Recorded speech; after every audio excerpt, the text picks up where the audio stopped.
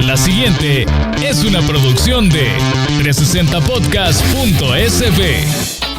Diana Verónica y Tony, la entrevista se sube todos los días a 360podcast.sb, el primer hub de podcast en El Salvador. O puedes volver a escucharla por Spotify, Google Podcast, Apple Podcast, Amazon Music o TuneIn.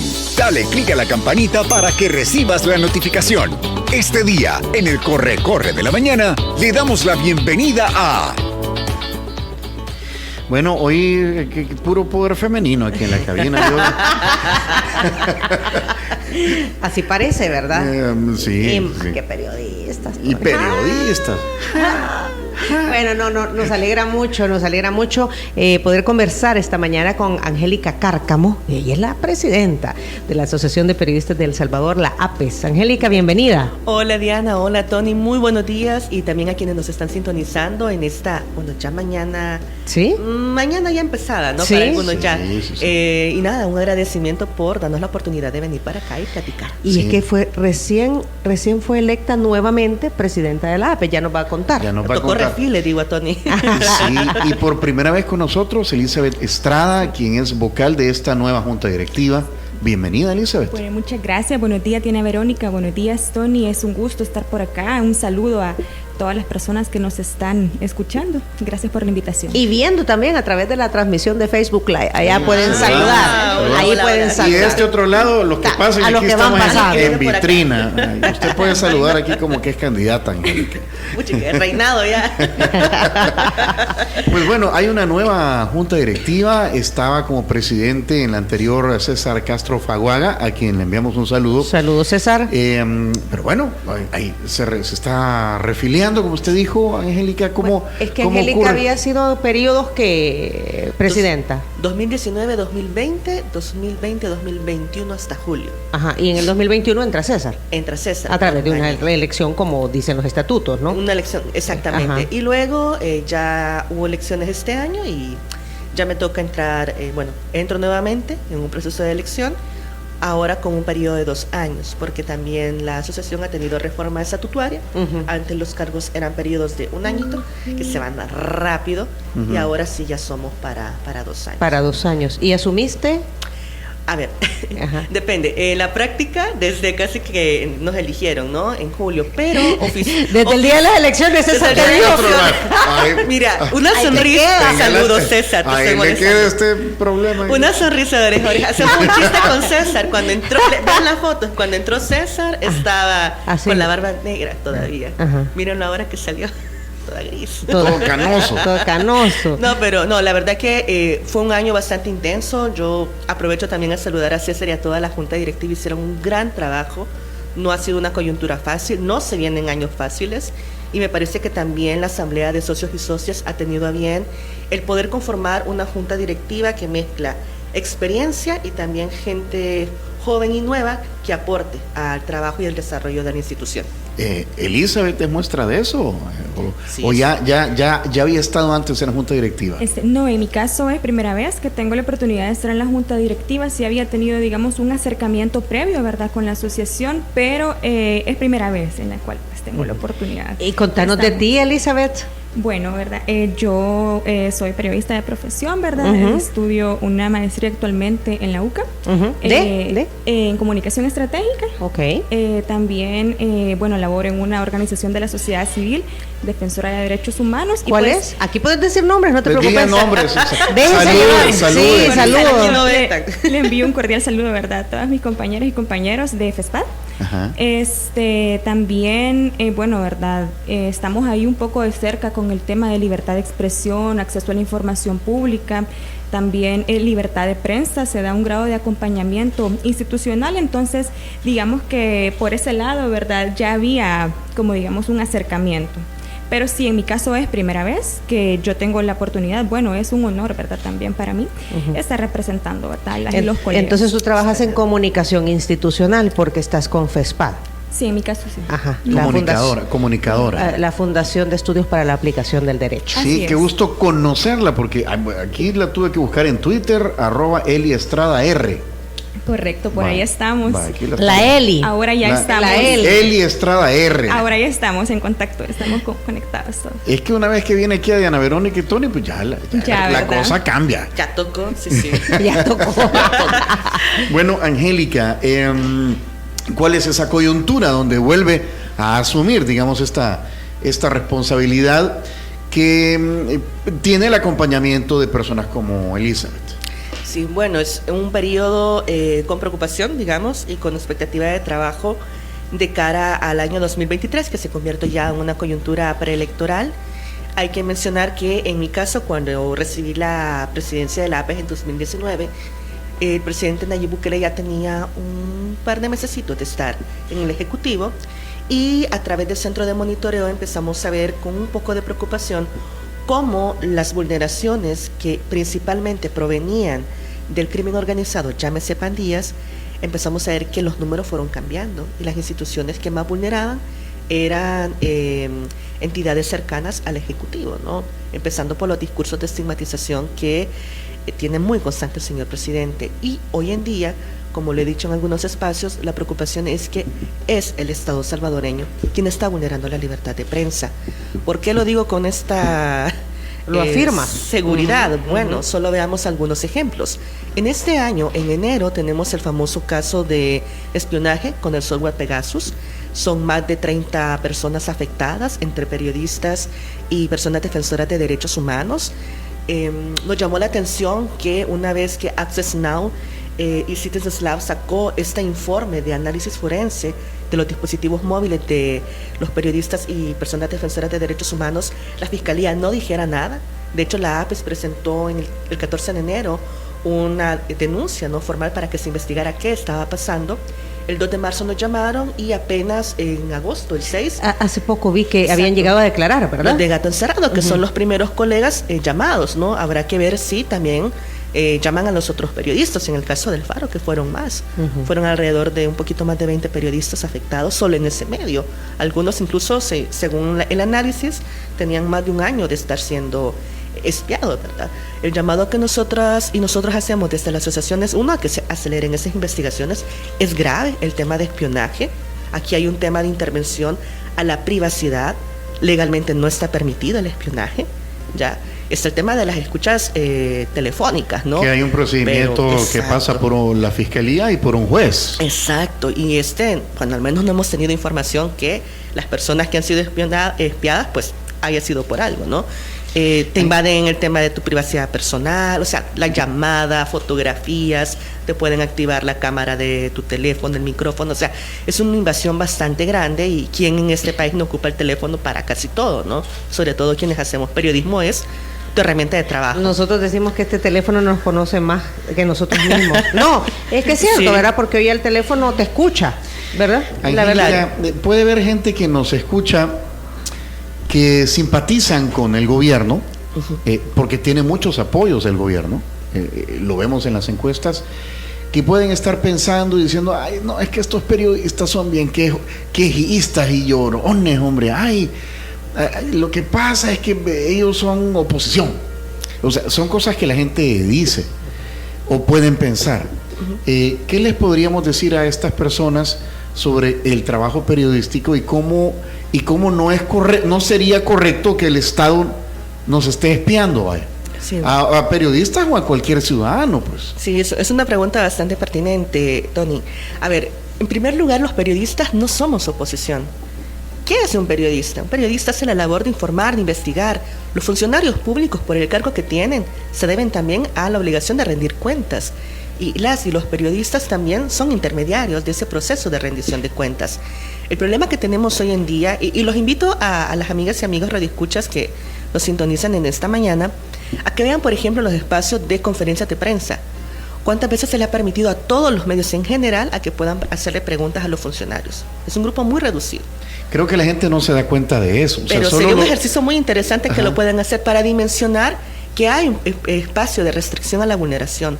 O ¿por qué pasan diciendo constantemente es que los periodistas son vendidos acá, pero no hay ninguna denuncia en la Fiscalía con pruebas que diga que nosotros, no sé, hemos sido comprados, ¿no? Por algún interés raro? O sea, no ha pasado. o que somos menteros, por ejemplo. Habrán casos seguramente, que tampoco es nuevo, ¿no? Pero lo prácticas. Que tú dices, a ver, que hay que pasar de decirlo a denunciarlo con pruebas. Claro, pero la narrativa lo que busca más que todo es delegitimarte la labor, ¿no? Y eso no es propio de las figuras políticas, o no debería ser en gobiernos democráticos. Ya en reiteradas ocasiones, figuras como la Relatoría de Libertad de Expresión de la Comisión Interamericana de Derechos Humanos señala que no es propiedad o potestad, mejor dicho, de un funcionario decir qué prensa es buena y qué prensa es mala, por ejemplo. ¿Por qué? Porque es un funcionario, y al ser justamente esa figura y ser interpelado, lógicamente, si le sacas una investigación de su gobierno donde hay casos posibles de corrupción, no le va a gustar posiblemente, ¿ya? Sobre todo cuando son funcionarios que no son dados a querer dar declaraciones y a querer rendir cuentas. ¿Qué es lo que está pasando? Y no solo lo señalan la APES como gremial, si se quiere mencionar acá. Hay organismos internacionales que también han visto con preocupación esta situación. Podemos hablar de la misma Relatoría de Libertad de Expresión, de la Comisión Interamericana de Derechos Humanos, las Naciones Unidas, a través de la Oficina del Alto Comisionado de Naciones Unidas de Derechos Humanos, ha hecho en algún momento sugerencias y llamados de atención para mejorar el clima democrático. Hay otras instancias como Human Rights Watch, por ejemplo, que de hecho ha sido también bastante atacada a nivel internacional, Amnesty Internacional. Es decir, no es un invento. Lo que pasa, Angélica y Elizabeth, es que si bien es cierto, están estos señalamientos de estas organizaciones defendiendo la libertad de expresión, también son denigradas estas instituciones. Entonces, allí hay que preguntarse por qué los funcionarios están atacando tanto a cualquier voz crítica y disidente. O sea, por lo general este tipo de situaciones los hemos visto en países como Venezuela. Y hemos visto cómo ha terminado Venezuela, ¿no? O en países como Nicaragua. Y ya hemos visto cómo ha terminado Nicaragua. Entonces hay que cuestionar, o sea, yo no les estoy diciendo a la gente automáticamente, no crean en el gobierno que tienen simpatía, pero sí a que seamos muy acuciosos y acuciosas en por qué nos están atacando, por qué nos cuestionan. ¿Qué temor tienen de nosotros? Sí, lo que usted dice, no crean a la prensa, pero tampoco crean a los otros, o sea, investiguen, exacto, lean, estudien, analicen. Mira, Elizabeth, ¿y tú qué edad tenés, Elizabeth? Pues, ya me hice una pregunta hace un poquito. No, es tragaños. No, yo, recientemente he cumplido 29 años. Sí, es una bicha. Ahora, con todo esto que está hablando Angélica, es un momento difícil. Sí, claro. ¿Verdad? Y vienes tú y también te involucras y resultas parte de la junta directiva. O sea, sí, cómo las nuevas generaciones que están en el periodismo, ¿verdad? Ven la situación y deciden involucrarse. Sí, yo considero que es bastante importante que todos y todas nos estemos involucrados. Como bien decía Angélica, estamos en un contexto que es bastante adverso, tanto no solo para los periodistas en general, sino que digamos a nivel general también, ¿verdad? A nivel de organizaciones sociales, periodistas, ahí va cualquier voz que sea, digamos, disonante o alterna a lo que se conoce como oficialismo. Estamos en una situación un poco de vulnerabilidad, ¿verdad?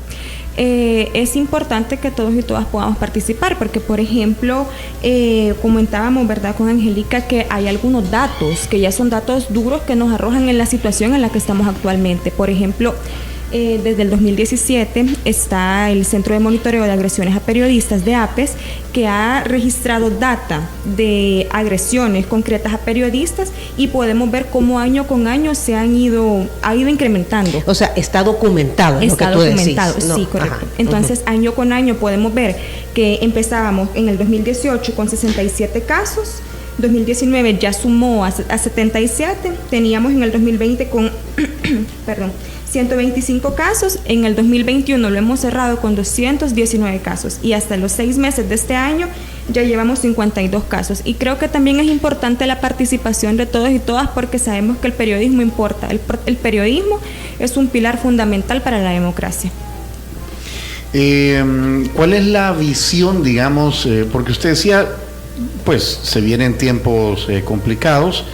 ¿Por qué? Porque viene un proceso electoral, campaña política, un proceso electoral, y habrá que informar en medio de todo eso. Es lo que siempre se vuelven tensos los procesos electorales. Sí, y ya me tocó el año pasado. Al final lo que uno busca es decir lo que pasa y buscar la verdad. Claro. Y en la búsqueda de la verdad, pues Sí. Hasta murió Cristo, ¿verdad? Por ejemplo, y no le creyeron en su época. Mira, en el contexto actual nosotros estamos trabajando en esta junta con 4 ejes. Uno es mantener el centro de monitoreo, el trabajo de articulación y de data, porque es lo que nos permite dar incluso hacia organismos internacionales hechos concretos y documentados de lo que está pasando. Es decir, documentando. No es un invento. Ajá. De hecho, nosotras ahora estamos socializando mucho la experiencia del Centro de Monitoreo de la APES, de periodistas, a otras organizaciones defensoras de derechos humanos que por la coyuntura también han visto la necesidad de hacer este tipo de ejercicios, ¿no? Documentar cómo está pasando la situación. Ahora, digamos que eso lo mantenemos. Lo otro, el trabajar los protocolos de atención. Como ustedes sabrán, por la coyuntura también hay casos de colegas que se han visto obligados a salir del país. La APES tiene ya un mecanismo de atención para cualquier periodista, independientemente si es por esta coyuntura, por el tema de las reformas mordazas, que tienen que ver con el Código Penal, sino por su trabajo, ¿no? Que pueda correr algún riesgo, pues les reitero la invitación a que está la APES para poder apoyarles, que es como el caso más extremo. Esté o no inscrito a la APES. Esté o no inscrito. Mira, y eso, gracias por ese paréntesis. Quiero precisar algo. La APES es una gremial de periodistas, como hay otras, porque hay otras, y nosotras no nos cerramos como gremio solo a trabajar para nuestro equipo. Aunque para algunos, porque lo han tomado algunos diputados incluso, cuando me preguntaron en otra entrevista, el número de afiliados puede ser poco, bueno, el trabajo que está haciendo es muy relevante. Si no fuera relevante, no nos estarían atacando constantemente. Solo durante la pandemia, lo mencionaba, apoyamos a más de 800 colegas en el tema de atención de kit de bioseguridad, asistencia psicoemocional, talleres de seguridad integral, entregas de paquetes de alimentos. Es decir, trabajamos para quienes nos busquen. Nosotros nos articulamos, incluso en el caso de las alertas, hemos atendido casos de comunicadores y periodistas que trabajan en el gobierno. O sea, ahí pueden buscar las alertas cuando sale, no sé, un ejemplo, Canal 10, por citar así. O sea, no nos debemos ni a un partido político, ni estamos con la actitud de, si no sos afiliado no te vamos a atender. O sea, acá el objetivo para nosotros y el gran reto en este país es cómo nos acuerpamos y trabajamos por la defensa del periodismo y dejar independientemente de en qué medio en qué medio, sí. Incluso los gubernamentales, incluso los gubernamentales. Mira, a veces quizás, que haré autocrítica, nos podrá faltar celeridad para atender algunos casos, pero también debo decir, o sea, ¿cuántas personas trabajan de planta en la oficina? No solo son 3. Las juntas directivas somos ad honorem, por cierto, por si alguien cree que no dan. Sí, todos tienen su trabajo. Exacto. Ajá, todos tienen su trabajo y esto es ad honorem. Pues. Exacto, ¿y es por qué? Porque crees en el trabajo que estamos haciendo. O sea, al menos si me preguntan por qué te afilias y por qué te agremias y por qué estás activa, es porque en mi caso yo soy una ferviente defensora de derechos de la libertad de expresión. A ver, yo no viví la guerra, pero conozco gente que ya lo vivió. Y me parece que mi generación debería generar una mejor sociedad y no a regresar a prácticas del pasado. O sea, si queremos avanzar en una sociedad democrática, el periodismo puede jugar un papel muy importante. ¿Cómo podemos mejorarlo? Agremiándonos, acuerpándonos y trabajando en conjunto. Podrán haber críticas, que las haya, no hay problema. Es parte, me parece, del debate democrático. Pero nosotras no vamos a dejar de hacer nuestro trabajo. Lo que tú dices es, no todo es perfecto, claro. ¿Verdad? Al contrario, ¿verdad? Es bueno escuchar otras voces y de repente, son problemas de comunicación, incluso, Angélica, ¿verdad? O son problemas de el ir y venir de la comunicación también. O sea, hay un montón de cosas que son perfectibles, es lo que tú dices. Y quizás para cerrar, y cierro este paréntesis de los procesos que mencionábamos, ¿qué otras cosas estamos haciendo? Estamos activando los procesos de formación de seguridad para periodistas. Eso es una de las cosas que estamos articulando bastante. En materia básica sobre derechos, estamos retomando un poquito derechos laborales, derechos de seguridad. Les invito a que estén muy activos de las redes sociales de APES. Hay a veces muchos procesos de formación que a veces se dejan sin utilizar. Que no se utilizan, cabal. Exacto, pero estamos trabajando seguridad integral, estamos hablando de seguridad física, digital, psicoemocional. Damos apoyo y atención psicoemocional a periodistas que lo necesiten. Tenemos alianza con una organización internacional, que son canales privados, seguros. Sabemos que en el país es muy caro pagarse a veces un psicólogo o una psicóloga, entonces están esos protocolos. Estamos articulando también trabajo de campo al interior del país para acompañar a los periodistas del interior.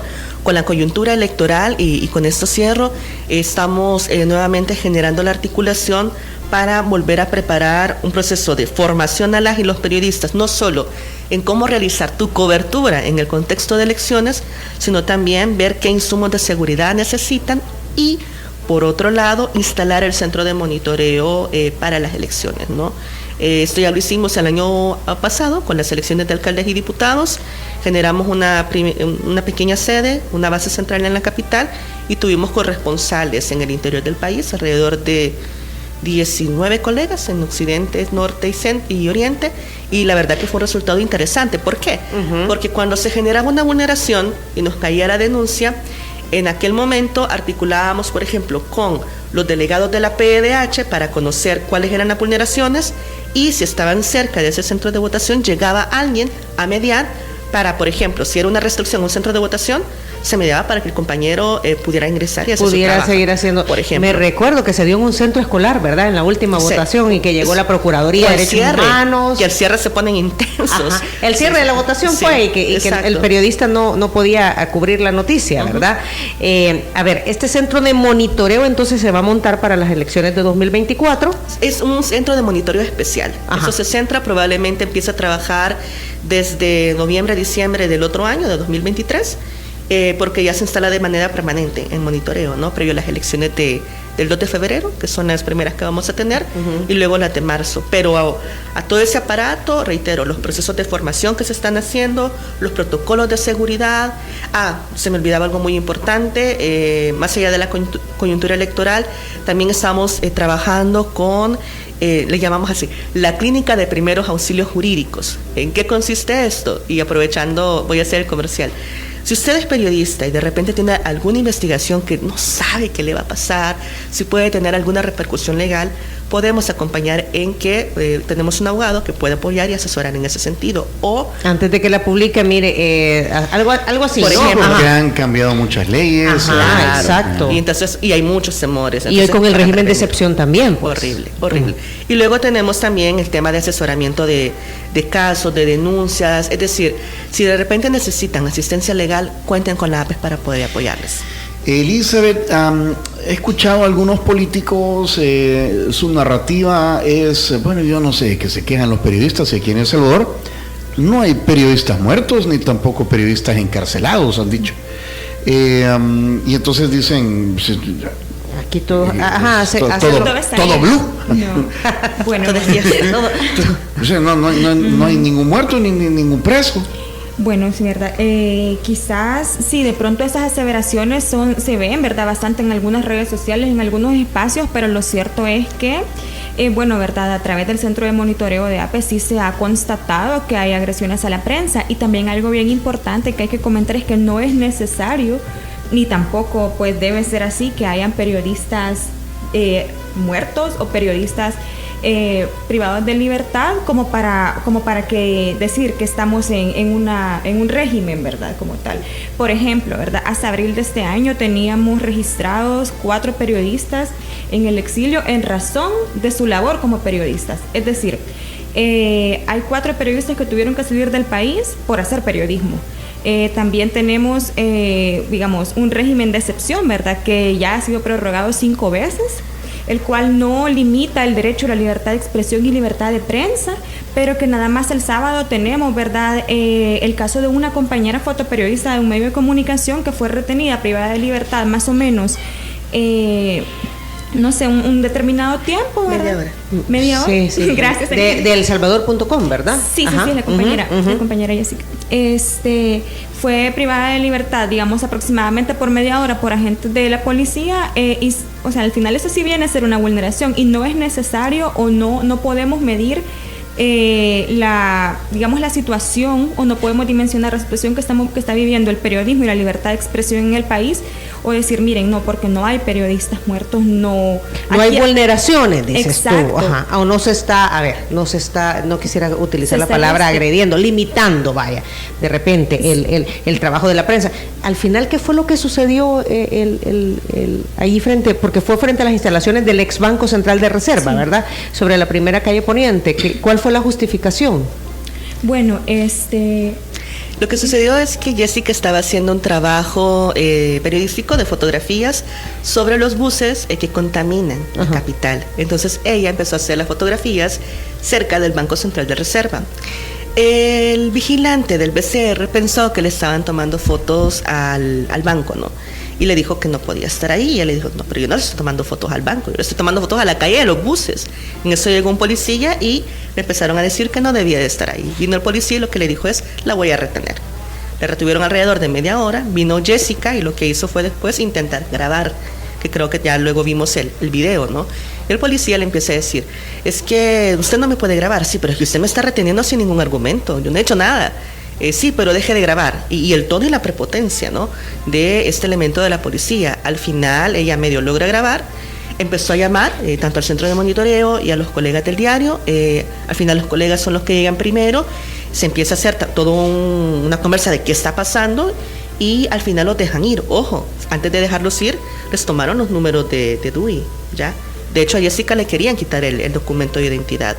Me parece que acá estamos frente a un gran acto de intolerancia. Ahí hubo un exceso de autoridad, totalmente, de acuerdo al argumento de la APES. primero. Está en la calle, está tomando fotos a los buses, no al banco, es decir, se les pasa la mano, ¿verdad? Mira, pero no es el primero. Veamos el año pasado con Beltrán Luna, que le dieron una bofetada. O sea, también ese tipo de actitudes de los policías es porque también se sienten que pueden quedar impunes, porque también veamos qué dijo cuando le pegaron a Beltrán Luna, Aníker, el de CEPA. Todavía está el tuit colgado, no lo ha borrado, que era un héroe de la patria por haber golpeado a un periodista. Entonces, si un funcionario eso dice incentiva, eso, ¿verdad? O sea, sí, ¿qué esperas? O sea, yo hasta el momento no he visto que la policía diga, miren, vamos a analizar el caso. De hecho, ¿cuántos diputados publicaron en las redes sociales? Eran pruebas, decían. Sí. Por ejemplo, lo que comenta Angélica, ¿verdad? El sábado APE sacó una alerta condenando el caso de la retención de la compañera del diario de hoy. En cuestión de minutos ya había una serie de ataques, digamos, o alguna serie de descalificación en los ámbitos sociodigitales en relación a la alerta que había sacado APES. Por ejemplo, decían, como dice Angélica, ¿verdad? Pruebas, y todo mundo, había una serie, y creo que nosotros tenemos esa imagen. Es la mente colectiva que se activa, ¿verdad? Sí, colectivamente decían pruebas. Y bueno, ¿verdad? Igual en otras oportunidades yo lo he identificado, ¿verdad? Que de pronto hay como un mensaje que es replicado constantemente por los mismos actores. Y también hay otro elemento, perdón que se me olvidó comentarlo, que también es importante. Si bien hay restricciones, limitaciones al ejercicio periodístico, tanto en la esfera física, las redes sociales también se han vuelto un canal donde hay bastantes casos de agresiones y se descalifica, hay insultos, incluso hay hasta amenazas en contra de mujeres periodistas diciendo de que las van a agredir, ¿verdad? O bueno, y también en contra de hombres compañeros periodistas, ¿verdad? Entonces también las redes sociales se han vuelto un canal que lastimosamente no está siendo tan bien utilizado para comunicar, sino que más bien para descalificar la labor de la prensa. Hay varios comentarios, los vamos a pasar, Vamos a pasar estas inquietudes, ¿verdad? Trasladar las inquietudes. Estamos leyendo aquí varios comentarios de lo que se dice, ¿verdad? Y yo creo que es importante aclarar, ¿verdad? Sí. Y porque miren, el problema de la comunicación hoy en día es que dicen y le damos credibilidad a lo que dicen, ¿verdad? Y para eso también está la APES, ¿verdad? Elizabeth está sorprendida porque es primera vez que vienen, pero aquí hay desayuno. Aquí le damos buen café. Aquí consienten. Buen café y desayuno. Ya volvemos.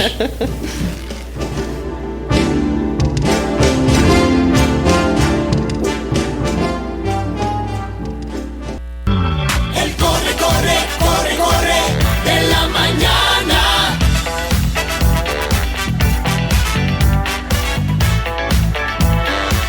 Diana Bell. Son las 8:44. Lograron desayunar. Pero es que, bueno, se pone también interesante la charla durante el desayuno. Bueno, como no, Tony, si estás comiendo rico, gracias a San Martín. Gracias a San Martín. Nos acompañan Angélica Cárcamo, presidenta, y Elizabeth Estrada, vocal de la Asociación de Periodistas de El Salvador, la APES. Estamos hablando sobre, bueno, el trabajo que le va a tocar hacer a esta nueva junta directiva. Hay varios comentarios. Que ya está haciendo. Sí, no, pues sí, que ya están. Hay varios comentarios aquí. Haciendo un resumen ejecutivo. Resumen resumido. Gracias por dar su opinión a través de nuestro medio. Exacto. ¿Verdad? Eso yo creo que es importante. Y siempre y cuando sea respetuosa, pues las pasamos. No ¿verdad? hay ningún problema. Y a ver. Unos más, unos menos, Elizabeth y Angélica, el tema es que hay algunos ciudadanos que dicen, miren, es que lo que pasa es que hay periodistas, ¿verdad?, que no dicen toda la verdad, o que están comprados, o porque representan los intereses de ciertos sectores. O que los financian Soros y la Open Society, entonces son tendenciosos. ¿Qué más dicen acá? Ataque, censura, dice. Ajá, pregúntenle a Sergio Méndez, Nacho Castillo, Carlos Monterrosa, Wendy Monterrosa. Saludos, dice el número de terminación 2244. ¿Puede un periodista dar noticias sin objetividad? ¿Se puede comprometer un cuarto poder de un país? Pienso que el problema es que ya tenemos experiencias con periodistas que salieron en los famosos cheques del gobierno, de gobiernos pasados. No se dejen intimidar por acciones, dice aquí, del gobierno. ¿Qué más dice el número de terminación 6491? Que por las notas nos damos cuenta que presentan en sus medios que a veces no ejercen su profesión correctamente, sino que se nota que se han convertido en miembros de algún partido político y a la vez atacar al gobierno central. Por eso decía, unos más, otros menos, ¿verdad? A ver, hay algunos señalamientos de que no siempre se dice una verdad a medias, ¿verdad? Un medio tiene derecho a tener una línea editorial, Angélica. Totalmente. O sea, eso pasa aquí en cualquier país del mundo lado. Y donde haya libertad de expresión. Vea. Y se debe transparentar cuál es tu línea editorial. Eso es lo primero. Y dos, me acerco un poquito ahora. Gracias. Eso. Uno, un medio tiene su línea editorial y por transparencia debe señalar y decir cuál es esa línea editorial, para que la ciudadanía lo tenga claro. Lo otro, el tema de la objetividad. Uy, ese es un debate que yo creo que ya lo pasamos, ¿no? Venía mucho esa escuela de que la imparcialidad, la objetividad. A ver, la objetividad por sí misma no existe, no somos objetivos, somos seres humanos. Ahora, ¿qué sí hacemos desde el periodismo? Investigar, procesar la información y acercarnos lo más que se pueda a esa objetividad. A la verdad. Y la búsqueda de la verdad. Eso es lo que trabajamos desde el periodismo. Hay un método para quienes hemos estudiado en la academia. También los medios de comunicación tienen sus manuales de estilo, sus editores que también van en esa búsqueda. Es decir, hay una curaduría del proceso de información. No es per se, es que yo publico lo que quiera, ¿verdad? ¿Que puede pasar? Sí, puede pasar. Y esas son críticas que en el pasado también hemos hecho. Por eso, en el caso de la APES, trabajó mucho por elaborar una propuesta de ley de protección a periodistas, que entre varios elementos, por ejemplo, hablaba de cuidar que en tu trabajo no te obligaran a publicar contenido que vos, o que firmaras contenido que vos no habías hecho, o que te lo estaban tocando, por ejemplo. Porque a veces hay intereses en algunos medios y te mueven tu línea, ¿no? O que no te obliguen a cambiar tu postura. Decirlo de esta manera es lo que tú estás diciendo. Por ejemplo. Ya, mire, yo llevo esta investigación y es, no, esto no me lo pone, le vamos a agregar esto, tal, y ya no es tu nota, ¿no? Entonces trabajábamos mucho eso, los temas de los códigos de éticas para los medios de comunicación. APES tiene un código de ética del cual se rige principalmente para sus asociados, y es de libre uso para los que no son asociados y para los medios de comunicación, sobre cómo fortalecer el periodismo, ¿no? Pero digamos que por ahí va el reto. Ahora, tampoco acá han habido debates sobre garantizar una pluralidad del ecosistema de medios de comunicación. Eso también hay que señalarlo. De hecho, hoy por hoy, más bien la preocupación que tenemos es que se está intentando colocar una narrativa única desde el oficialismo, desde el gobierno. Nosotros no estamos en contra que los gobiernos tengan sus medios. Dentro de un proceso democrático deben existir 3 tipos de medios, ¿no? Los medios privados, que también son importantes, que dan un aporte a la sociedad, el sector de medios comunitarios, que también ha venido en una lucha por el reconocimiento. Y por ganar espacio. Exactamente. Y luego también tenemos la figura de los medios, deberían ser públicos, según los estándares internacionales. Pero hoy por hoy, en realidad, en el país tenemos medios gubernamentales y de propaganda. ¿Cuál es la diferencia? Me van a preguntar.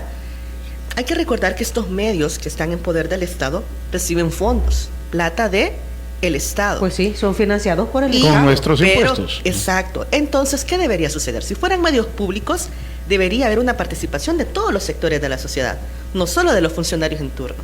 Porque entonces estamos hablando de medios gubernamentales, que van cambiando su línea editorial conforme va entrando la narrativa del gobierno de turno.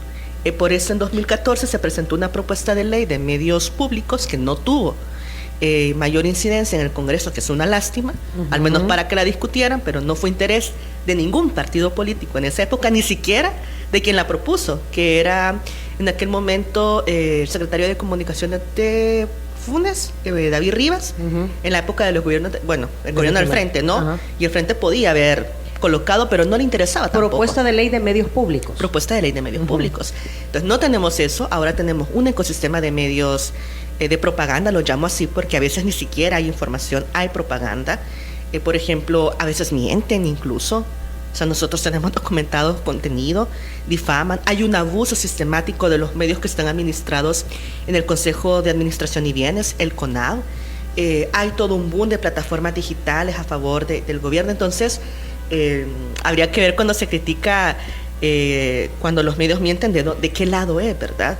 Y hay que tener mucho cuidado. Yo por eso sí le insisto a la ciudadanía en, no nos quieran creer, de acuerdo, pero al menos háganse otro criterio, revisen otros contenidos y hagan su propio análisis, ¿no?, de lo que está pasando, pero no crean en verdades únicas y sobre todo del gobierno cuando quiere imponerte una narrativa única. Sí, o sea, el punto es, y aquí lo decimos con Tony, ¿verdad? Miren ustedes, lean, escuchen, averigüen, investiguen, consulten, no crean lo primero que leen, ¿verdad? Porque, pues sí, como tú lo has dicho, tampoco somos dueños de la verdad absoluta, Exacto. ¿verdad? Podrán haber otras aristas que no hemos tomado en cuenta y que al final pueden cambiar la verdad. Ahora, las nuevas generaciones que están en la APES, ¿cómo enfrentan esto, Elizabeth? Pues es un contexto, ¿verdad?, bastante complicado, como ya lo hemos mencionado, pero también hay un elemento que se da bastante, que es la desinformación y también la reproducción sistemática y excesiva de noticias falsas. Es decir, bueno, ¿verdad?, si tal vez no tenemos el mejor sistema de medios, pero también eso viene como a coadyuvar a que las noticias falsas, a veces tweets falsos, información errada, viene a coadyuvar totalmente, ¿verdad?, en el ejercicio periodístico como tal, y viene en detrimento de las personas que sí hacen periodismo. Entonces es un reto, ¿verdad?, también para las nuevas generaciones es un reto combatir eso, y pues más o menos por ahí. Aquí pregunta algo alguien también, Carlos MR, excelente tema, muchas gracias. ¿Cómo están con la protección a las mujeres periodistas en el tema del acoso? Bueno, se dieron casos, yo me recuerdo que el último fue para el conteo de las votaciones últimas. Acaba de haber uno a Ruth Eleonora López, de un bloguero, youtubero, perdón. Youtubero, de un youtubero, y ella dijo, ¿verdad? Sí, y entonces yo creo que él ya pidió disculpas o algo parecido, pero ella iba a interponer iba al menos a aprobar al sistema judicial, ¿verdad? Sí, vaya, ella no es periodista, pues, pero es una mujer que defiende sus derechos. Y me recuerdo el caso en el conteo de votos, cuando la periodista se acercó a uno de los que estaba en la mesa, el acoso, libidinoso ahí. Que en salvadoreño le metió una gran cuenteada, ¿verdad? Para que me entiendan. Pero esas cosas también han estado pasando. Sí. Y se han tocado. Mira, es un tema bastante complejo. Ya hay investigaciones también acá que se han hecho sobre la situación de mujeres periodistas. Hay un informe del 2018 de la PDH que habla sobre vulneraciones a compañeras, no solo por su trabajo de campo, sino también al interior de los medios de comunicación, que es un reto. El tema de la cosificación, por ejemplo, hacia las mujeres. Recientemente la Fundación para el Debido Proceso de PLF volvió a sacar otro informe este año, en marzo, y no ha habido mayores cambios. Este es un análisis más cualitativo, pero casi todas vuelven a señalar que siguen siendo víctimas de expresiones de acoso en el trabajo de campo por las fuentes. En el caso de los medios, el tema de los rangos, ¿no? De ocupar cargos de coordinación o de toma de decisión sigue siendo muy difícil. El tema de la equidad de salario sigue siendo muy difícil. El acoso sexual que suelen enfrentar sobre todo las periodistas más jóvenes, que son mucho más vulneradas por parte de su jefatura, está pasando. Desde la APES en algunos casos hemos atendido las denuncias que nos han podido llegar. Quizás no como nos gustaría, porque también muchos de estos casos requiere uno colocar las denuncias en las instituciones del Estado, como la Fiscalía, articular con instancias como el ISDEMU, de hecho, pero no tenemos ese nivel hoy por hoy de articulación. Con ISDEMU en 2018 se firmó un convenio para tratar justamente sobre este tema, pero con este gobierno se perdió la comunicación. No hay, por más que articulemos. La Fiscalía General de la República no tiene credibilidad para colocar las denuncias, y lo que nos toca más con las compañeras en algunas ocasiones es la atención psicoemocional, ¿no? Y en insistir en la elaboración de protocolos y de políticas institucionales de género. Ya la APES tiene desde el año 2020 una política institucional de género. Este año, en marzo, en el marco del Día Internacional de la Mujer, se presentó también una propuesta de política de género para medios de comunicación, que fue por acá Sergita, por cierto, esa actividad, pero el reto más grande es que los medios también puedan articularla y que también los estados lo hagan, pero no como un instrumento de uso coyuntural, como también ha pasado, ¿no? A veces también hay funcionarios que han querido venderse como que están promoviendo los derechos de las mujeres, cuando en realidad lo que están haciendo es utilizarlas para ciertas coyunturas. Desde la APES nosotras estamos tajantemente en contra de la vulneración de las compañeras, para empezar, porque somos mujeres y es una de las prioridades que también tenemos como junta directiva, tomando en cuenta que somos mayoría de mujeres. También, junta también ahí. Y relatoría. No, este es tremendo. Poder femenino, yo lo dije desde el principio. Alex Rubio dice, buenos días, opino que los periodistas que se han ido del país, como comenta su invitada, es quizás por razones personales, no porque es perseguido políticamente hablando. Mire, Alex, lo que pasa es que la Asamblea aprobaron reformas al Código Penal y a la Ley de Proscripción de Maras y Pandillas para que ningún medio de comunicación pueda difundir ningún mensaje creado presuntamente por las pandillas. Si alguien informa sobre eso, hoy por hoy en El Salvador hay cárcel. 15 años. 15 años de cárcel, señor Rivas. Entonces, eso es lo que ha pasado con los que se han ido del país de manera preventiva, porque han informado temas relativos a eso. Eso es lo que está pasando hoy en El Salvador. Exacto. Por si no sabía. Sí, asimismo también hay varios retrocesos en cuanto